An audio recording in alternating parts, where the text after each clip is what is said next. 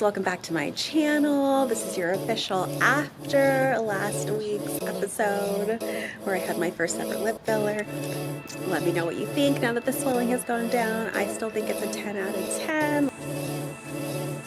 We're approaching the end of the year, and I know a lot of you are looking to drop around that 5 to 10 pounds, whether it's the last of your goal or maybe it's the beginning of your goal. So I want to show you how you can do that before we actually even get into 2025, right? No more waiting to start or finish or just continue your fitness journey. I'm going to give you 5 things you should be doing starting today to lose 5 to 10 pounds of body fat while building muscle before the new year. First, let's talk about why, and some of the benefits. Like, why are we even going for this 5 to 10 pounds of fat loss? Well, you're probably on your journey because you want to feel more confident, or maybe you want to wear the clothes you've never worn or haven't worn in years. Like, whatever it is for you. For me, I felt so much more energy in my day-to-day life. Whether it was just like from work, I could drink less coffee. I still have a little bit here and there, but not feeling like I'm relying on caffeine to just get me through. It can improve your mood. It could help you sleep better. There are so many other parts of this journey where we can be focused on the overall just improvement of quality of life. So let's dive right in. First thing on my list, it is the least sexy of all of these steps, but the most important of the Bare Physiques pyramid, which is my coaching program for my gals, okay? It is sleep. We want to make sure we're getting a full 7 to 9 hours of good quality sleep. Otherwise, our bodies aren't going to let us release any fat. So if you find yourself getting less than that, I want you to look at your nighttime routine. What does that really look like? So working your way backwards. Are you only getting 4 to 5 hours of sleep a night because you are scrolling? Are you watching hours of TV, right? We want to make sure that we are really tuning into some more, I like to call it wind down time type activity. Really look at how you are preparing that time before you get into your bed so that you can optimize your sleep and really get a good quality of your sleep. The second thing you should be doing is eating in your calorie deficit. Minimally, your protein should be set at 1 gram per pound of body weight. So if you're not sure if you're hitting that goal, which is going to be the most important part of your calorie deficit, I recommend tracking your food for some time just to make sure you're eating enough protein, you're getting enough fiber, you're staying in your deficit. It's not something we want to feel like we have to do forever to hit or even maintain our goals, but it is such a powerful tool for helping us get there faster. And this isn't something that needs to feel strict or like you have to wait for that right time, because there's always going to be something that pops up, whether it's a holiday or a birthday or some kind of celebration. So why not get started or continue even now as we're finishing the year so you can start to see and feel some of that progress and keep up that momentum as we enter the new year. Number 3, you want to be strength training at least 3 days a week, and that's all muscle groups. So whether you're a beginner or an experienced lifter, the studies are telling us that 3 days is going to be so beneficial for us being able to reach our goals and being able to maintain our goals. Also helps improve your metabolism, it helps with your physical activity, and it improves your cardiovascular health. If you're new, you're going to be a lot more likely to lose body fat while building muscle. Your body is just going to respond to that stimulation a lot faster. But if you're like me and you love just reading all kinds of data, I'll drop a study below in the caption so you can take a look at what it is that they're finding with just training 3 days a week. But remember, you still need a good fitness plan with the right exercises. If you are a beginner and you're looking for something just to lay out some of what you should be doing, and especially with the compound lifts, I'll also drop the link to my next free fitness challenge below. Number 4, you want to make sure you're not eating processed foods. So I usually say it's an 80-20 rule of thumb. But again, if your goal is to really maximize your time and hit that 5 to 10 pounds before 2025, I'd say even a 90-10 is a better split. So if you're finding like, okay, I really just get off work and I'm rushing to pick up whatever I can most of the time, I want you to look at your meal prep strategy. Are you making time to go to the grocery store and pick up those foods that you know are gonna better serve you and your health and body goals? And if you're finding that meal prep just isn't something that's in your routine, maybe you could order from a meal prep service or hire a chef.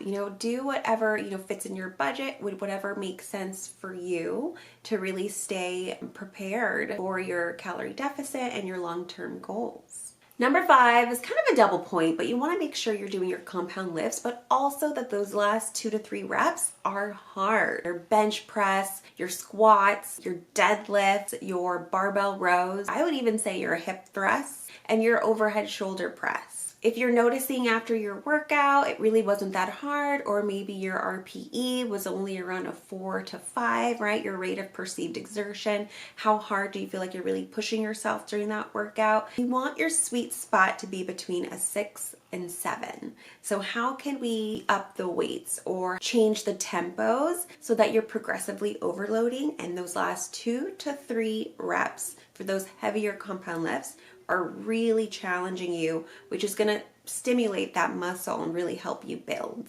And surprise, I have a bonus tip, okay? Number 6, you want to prioritize your rest and recovery. I cannot stress this enough, because when we're in the gym, we're training hard typically, like I mentioned in tip number 5. We're actually damaging the muscle. So in order for it to really grow, it's going to need that time to rest and repair. It's going to be this beautiful cycle. So we want to make sure we're taking care of our mind, of our body, so that our muscles can grow and our body can drop the fat. And now we can even come full circle, because not only are we going to be cutting body fat, but we're going to be getting better sleep. But because we're making sure we're getting better sleep, we're going to be able to lose body fat. And my favorite forms of recovery, I love, love, love yoga. So many of my gals have been getting into yoga, realizing it does so much for the mind and the body. If you're into meditation, if you enjoy a good deep tissue massage, that's my personal fave. Foam rolling after your workouts, it's going to be so good for the muscle. If you want to jump into the sauna, there are so many different things that you could do. You just want to make sure that, again, you're blocking that time in your totally busy calendar, making that time to rest and repair so that you can actually hit your goals and just keep them coming, but more than anything, maintain. So start implementing those 6 super doable steps today, and I'm telling you, you're going to lose 5 to 10 pounds of body fat before 2025. So now that we're done chatting, I'm going to go make my protein shake. I'm gonna watch the Victoria's Secret fashion show with you, because I'm super, super excited about these gals are back. It's been 6 years. They took some time off. I know they were in the news for misrepresenting women for a long time, being too skinny or too revealing and things like that, but there are so many new, from what I've heard, aspects to this show. They're more body inclusive. They have some different styles of clothing, of outfits. So I'm excited to watch. They are a big reason why I wanted to start competing. I've always wanted to do modeling type stuff, but I'm just a little too small. I'm 5'3", so obviously not tall enough for the runway at all. But being a fitness fashion girly, my federation is perfect for just being able to get on stage and strut the stuff in our cute outfits and dresses too. So let's go take a peek and see what's happening.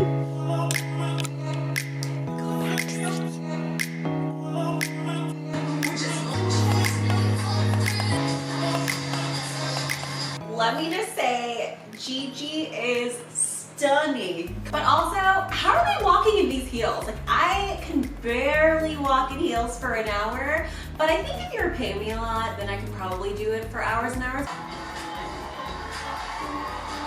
Wait, I gotta look up what this model's name is, because she is by far my favorite. There she is, Candice Swan Powell. I don't know if I said that right, but she is snatched, girl, snatched. Launched her own swimwear line.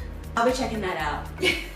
Okay, wait. Who is this performer? Because I know this song, but I don't know who she is. Lisa. Okay, I like her. I remember this song, yeah, from last year. Hey, Ashley Graham. Whoa. Give me those hips, girl. Give me those legs. I got the classic too. Those wings are gorgeous. I think the silver look is my personal favorite.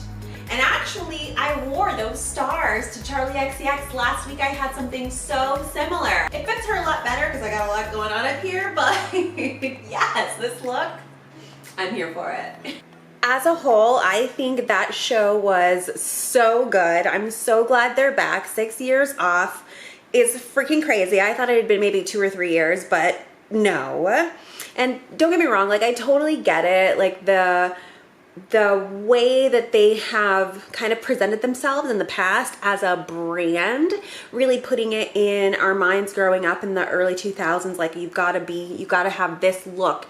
You've got to be the skinniest girl in the room. You've got to be the most revealed girl in the room. You know, lots of, there's a lot of controversy around it, but I love that the way that they have rebranded, they have come back with just more types of looks too, like skin types, different races, skin tones, shapes, sizes, different types of what is considered sexy for clothing, different ages. It's a beautiful thing to see, and I'm really, really glad that they're back. I love Victoria's Secret. I love the fashion show. I love everything about just being able to combine like beauty and fashion and glamour and all of that stuff. So here's to the new version of this show, and I'm excited to see what's next. Thank you so much for tuning in. Please do not forget to like and subscribe to my channel. I'm so glad you're here. Next week I'll be back in the gym with a full glute workout because it is a winter arc booty building season, and you know that is a ultimate goal. So I'll see you next time.